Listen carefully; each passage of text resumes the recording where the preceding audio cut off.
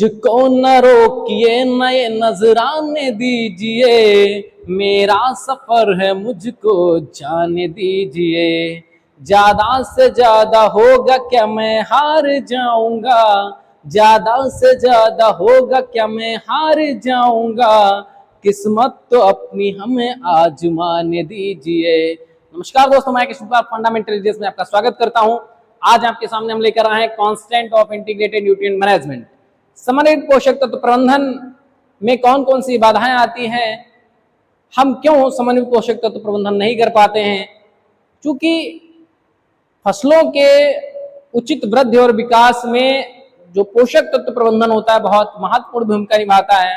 अगर कोई भी जो है फसल उत्पादन में अच्छा उपज प्राप्त करना है तो उसके लिए सभी कारकों का उचित मात्रा उचित अनुपात में होना आवश्यक होता है। अगर कोई कारक वहां पर उचित मात्रा में नहीं होता है या उचित अनुपात में नहीं होता है और उसकी कमी से फसल उपज में कमी आती है तो वो सीमाकारी कारक कहलाता है।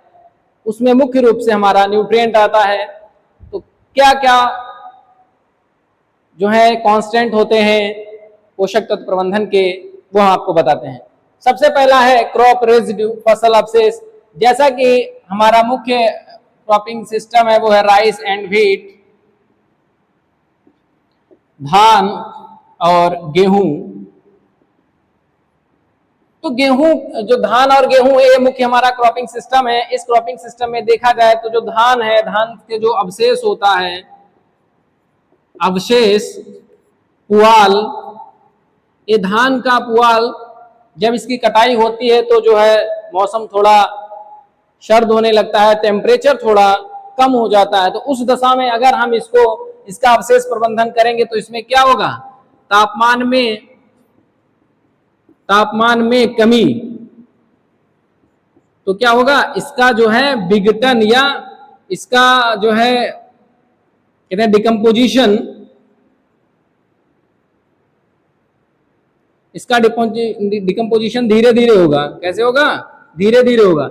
जब इस अवशेष पदार्थ का डिकम्पोजिशन धीरे धीरे होगा तो हमारी जो अगली फसल है जो रबी की है उसमें क्या होगा, देरी होगी। यानी कि जो नेक्स्ट क्रॉप होगी उसको सोन करने में या वो लेट सोन होगी या वो समय से उसकी बुवाई नहीं हो पाएगी।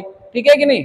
दूसरी चीज क्या होती है कि जो धान का पुआल होता है मुख्यतः इसको हरे चारे के रूप में ही काट के लोग खिला देते हैं, या फिर हम इसको सुखा के जब हमारे पास चारा नहीं होता है, हरा चारा नहीं होता है, तब हम इसको सूखे चारे के रूप में पशुओं को खिलाते हैं। ठीक है। दूसरी चीज है धान, तो धान है। दूसरा चीज है गेहूं। गेहूं में है दाना, गेहूं में है दाना प्लस भूसा।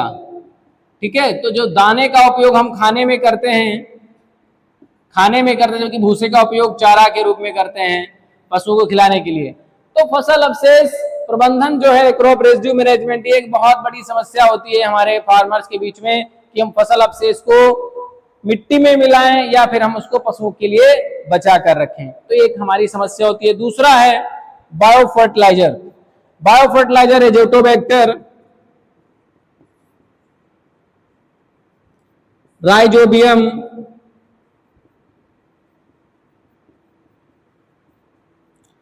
पीएसबी, आपका जो है पीएसबी हो गया, ये आपके क्या हैं, बायो फर्टिलाइजर्स हैं जिनका उपयोग हम फसलों में करते हैं, अलग अलग फसलों में करते हैं। साथ ही साथ इसमें बीजीए, एजोला,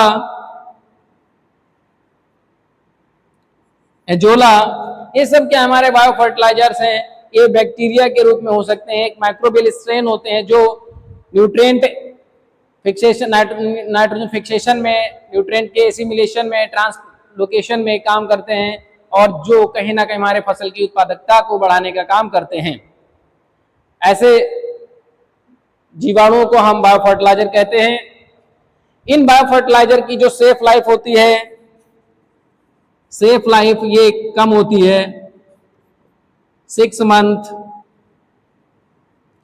साथ ही साथ इनका रिजल्ट जो होता है, या ये कह सकते हैं इनका जो प्रोसेस होता है, वर्किंग प्रोसेस, वो स्लो होता है।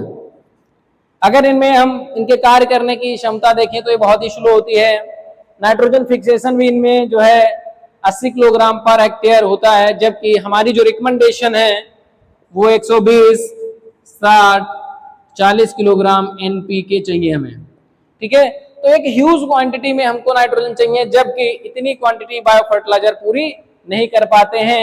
ये हमें रिप्लेसमेंट के रूप में नहीं, रिप्लेसमेंट के रूप में नहीं, जबकि सप्लीमेंट के रूप में प्रयोग किए जाते हैं। सप्लीमेंट के रूप में इन्हें हम प्रयोग कर सकते हैं। दूसरी बात ये होती है कि सभी प्रकार की फसलों में इनका उपयोग किया नहीं जा सकता। तीसरी चीज क्या है, ये मीजोफिलिक होते हैं, मीजोफिलिक। ये मीजोफिलिक नेचर के होते हैं। 30 से 35 डिग्री सेंटीग्रेड तापमान मीजोफिलिक नेचर के होते हैं। 30 से 35 डिग्री सेंटीग्रेड तापमान में ही सरवाइव करते हैं। In case of winter season इनकी जो कार्य क्रियाशीलता होती है बायो फर्टिलाइजर की वो धीमी पड़ जाती है। In case of rainy season बारिश होती है, ह्यूमिडिटी ज्यादा हो जाती है, टेम्परेचर भी एक्सट्रीम होता है, तो उस दशा में इनकी कार्यशीलता कम पड़ जाती है। तीसरा अलग चीज क्या है कि जो फार्मर का इंटरेस्ट है वो भी इतना ज्यादा बायो फर्टिलाइजर के प्रति नहीं होता है। आगे चलते हैं, ये हमारा ग्रीन मेन्योर, हरी खाद, ये बेसिकली इरिगेटेड कंडीशन में होती है। इरिगेटेड कंडीशन में जहां सिंचाई की व्यवस्था हो, काहे की सिंचाई की व्यवस्था, तो सिंचाई की व्यवस्था अगर नहीं है सुचारू रूप से तो हम वहां पर ग्रीन मेन्योर नहीं लेंगे। तीसरी चीज क्या है, हम यहाँ राइस ले रहे हैं, यहाँ व्हीट ले रहे हैं, तो अगर हम चाहें कि इस राइस और व्हीट के बीच में यहाँ ग्रीन मेन्योर ले लें तो ये पॉसिबल नहीं होगा, क्योंकि ग्रीन मेन्योर को सड़ने में, डिकम्पोज होने में टाइम लगता है। क्या लगता है भाई? टाइम लगता है, जिसके चलते क्या होगा, जो व्हीट की ये बुवाई है ये देर से होगी। बात समझे कि नहीं? अगर ग्रीन मेन्योर को हम राइस और व्हीट के बीच में लेना चाहें तो नहीं ले पाएंगे, क्यों? क्योंकि डिकम्पोज होने में टाइम लगेगा, तो जो हमारा रबी सीजन होगा वो हमारा क्या होगा, डिले हो जाएगा। तो इसको हम कहाँ लेते हैं? व्हीट के बाद लेते हैं, यहाँ ग्रीन मेन्योर यहाँ लेंगे, rice, wheat and green manure, इस तरीके से हम लेंगे। यहां पर क्या होगा, हमारे पास पूरा टाइम होता है ग्रीन मेन्योर लेने का। ठीक है, इस तरीके से ग्रीन मेन्योर में बेसिकली क्या है, हमारा रेनफेड एरिया है जहां पर जो है वर्षा के ऊपर निर्भर है, तो कुछ छोटे ही पार्ट में हम ग्रीन मेन्योर कर सकते हैं जहां इरिगेशन की सुविधा होती है, रेनफेड कंडीशंस में उसका उपयोग नहीं कर पाते हैं। लास्ट में आता है कंपोस्ट। तो कंपोस्ट जो है कम से कम 4 से 6 माह में तैयार होती है, जिसके लिए पशु की आवश्यकता होती है। किसकी आवश्यकता होगी भाई? पशु की आवश्यकता होगी। पशु क्या खाएगा? चारा। चारे के लिए खेत, ठीक है, पशु क्या खाएगा? चारा खाएगा। चारे के लिए जो है खेत की आवश्यकता होगी, मतलब हमें एक्स्ट्रा ऐसा खेत छोड़ना पड़ेगा जिसमें हमें सिर्फ और सिर्फ चारा ही बोना है। तीसरी चीज का टाइम कंज्यूमिंग है, 4 से 6 महीने लग जाते हैं, एक उचित प्रबंधन करना होता है और टाइमिंग कंज्यूमिंग है, एक्स्ट्रा में ट्रांसपोर्टेशन कॉस्ट लगती है। तो इसलिए, और इसकी जो मात्रा है, समय पर उपलब्धता, समय पर उपलब्धता, इसकी समय पर उपलब्धता भी नहीं होती है। समय पर अगर हमें जो है 100 से 150 कुंटल अगर हमें कंपोस्ट चाहिए तो वो हमें समय पर उपलब्ध नहीं हो पाती है। अगर होती भी है तो पूरी तरीके से सड़ी हुई नहीं होती है। तो इन कारणों के चलते हम क्या करते हैं, इंटीग्रेटेड न्यूट्रिएंट मैनेजमेंट नहीं कर पाते हैं। आशा करते हैं आपको लेक्चर अच्छा लगा होगा। इस लेक्चर को ज़्यादा से ज़्यादा शेयर करिए। जिन्होंने चैनल को सब्सक्राइब नहीं किया दोस्तों, तो चैनल को सब्सक्राइब जरूर कर लेना। कहता है कि मंजिल मिल ही जाएगी भटकते ही सही, कि मंजिल मिल ही जाएगी भटकते ही सही, गुमराह तो वो होंगे जो घर से निकले ही नहीं। धन्यवाद।